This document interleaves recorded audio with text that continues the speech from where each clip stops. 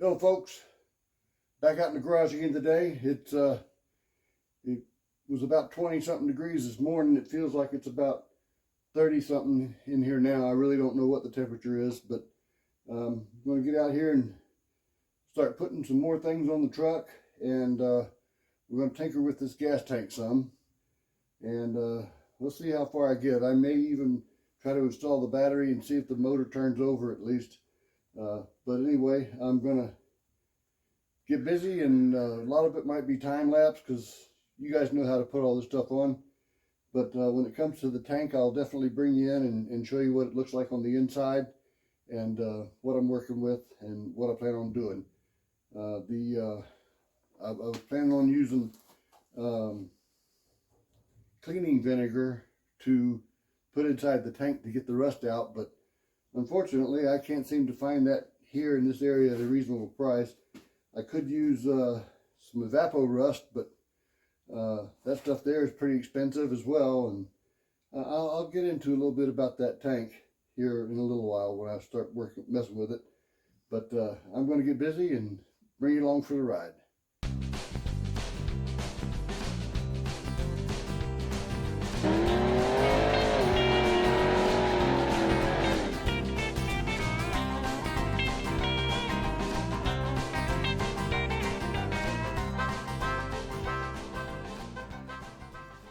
I wanted to show you guys this.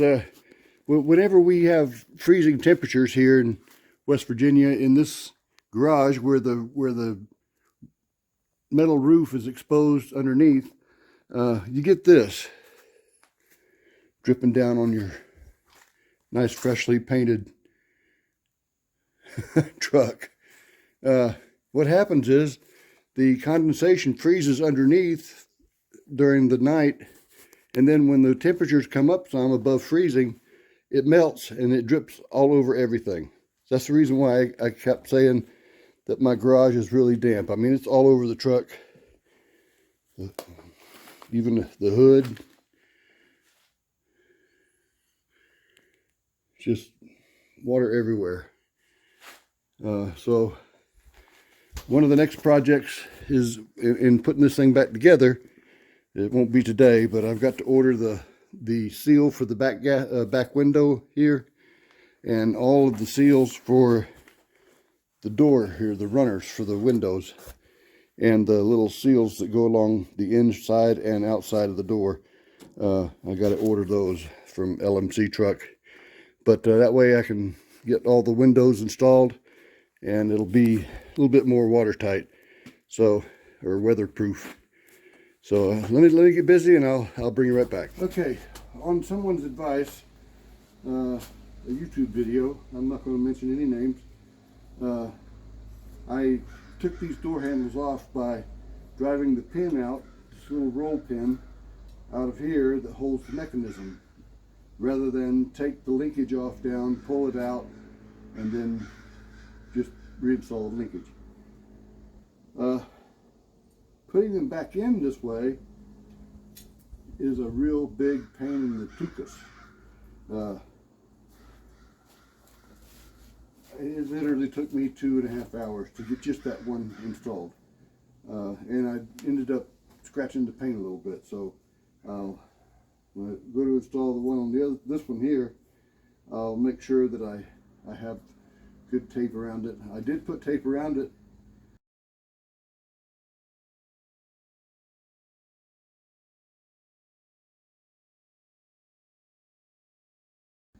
Thought I had everything installed right and looked good, and this darn thing had fallen out and was on the ground, so I had no way to open the door, or it wouldn't work. So I had to take it all back apart again and do it over again. It was I wasn't acting very Christian whenever I was doing this. I was saying things that I shouldn't say. But anyway, I'm gonna try to install this one today, as well as the mirror on the other side, and then I'm going to start trying to get all the debris out of the tank. So I'll let you know how that goes. Okay, I got the door handle on the driver's side installed, as well as the mirror. Now these mirrors are the original to the truck. I don't know if they're going to clean up or not. We'll have to see. I'll get some Windex out here or something and see if I can get that mirror cleaned up. If not, I need to replace them. The passengers are this side here actually has got a big dent in it. But I also got the drip rail up here installed on both sides. I did get the door handle and the mirror on this side. As I told you before, I also got the drip rail on. I'm not putting the locks in yet because I need to get new locks. The keys were just wore slap out. Same with the ignition lock. I can actually start it up without the key at all if it would start. But anyway, this door handle, I guess because of 2 hours worth of experience over there, I got it on there in about 15 minutes. And it wasn't any problem at all. But anyway, I think I'd do it differently if I had to do it all over again. Okay, I'm going to take the sending unit out. And last time I had it out, I just stuck it back in because there was no fixing. I just put it back in anyway. So the orientation of these lines here doesn't mean anything. But I'm going to take it out and show you guys what I got.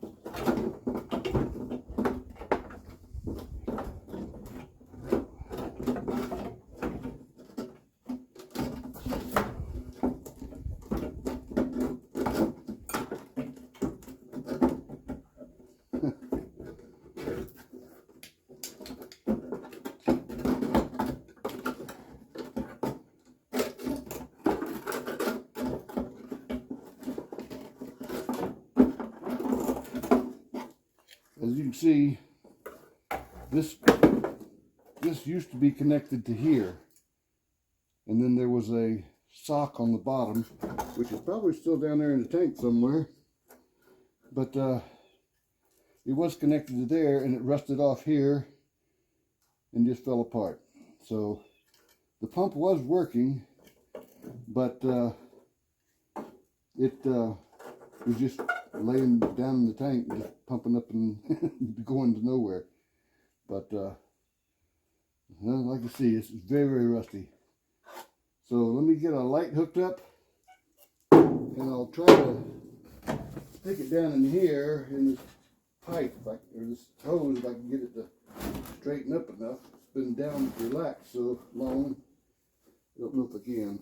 But anyway, I'll get you a light down in here and see if we can see how bad it is. Well, I got the inlet hose off. That being so cold out here, this rubber is about as hard as a teenage boy on prom night, but I finally did get it off. I was hoping that my light would fit down in here, but unfortunately it's too big. So I'm going to have to do it this way. Hopefully you guys can see that if I can get it to focus. It was doing it a minute ago. There you go, kind of. It's very, very rusty in there. The tray here, which is I guess is a baffle type thing for the pump to sit in. It's just full of flaky rust. There's pieces of the pump laying down in there. I don't know if you can see it, but back in the corner, back in there, is the actual screen. See if I can get this moved over some. The screen is laying right in there, so that's got to come out. But I'm going to try to turn this thing upside down, shake as much of this loose stuff out as I can before I start trying to put anything in it to dissolve the rust. But that's what I got to work with. Now, just a little history on this tank. My father had a problem with the tank before and had to replace it. So this is actually a replacement tank and not the original from '87. Now these tanks, if I remember correctly on LMC, cost about $90 plus I think oversized shipping of $25. I might be wrong on that, so don't quote me. But the route that I'm going to take is to try to get this thing cleaned up good enough to be put back in service.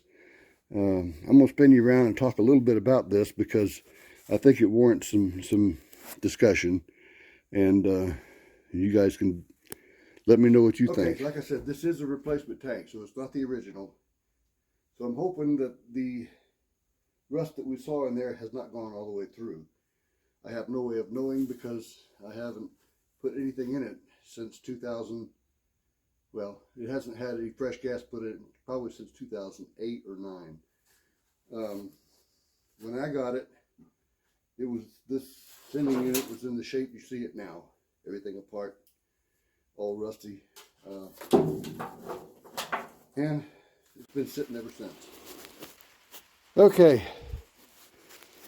unstrap this gas tank from the plastic thing here, actually just from the strap itself, the support, and then just picked it up out of this plastic.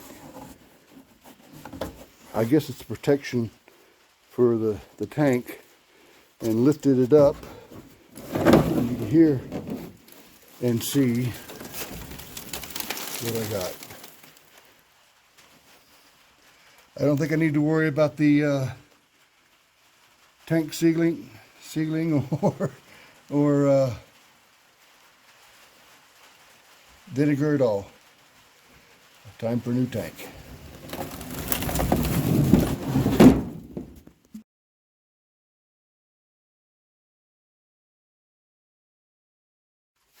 Okay, you know, sometimes you just have one of those days. Today's one of those days.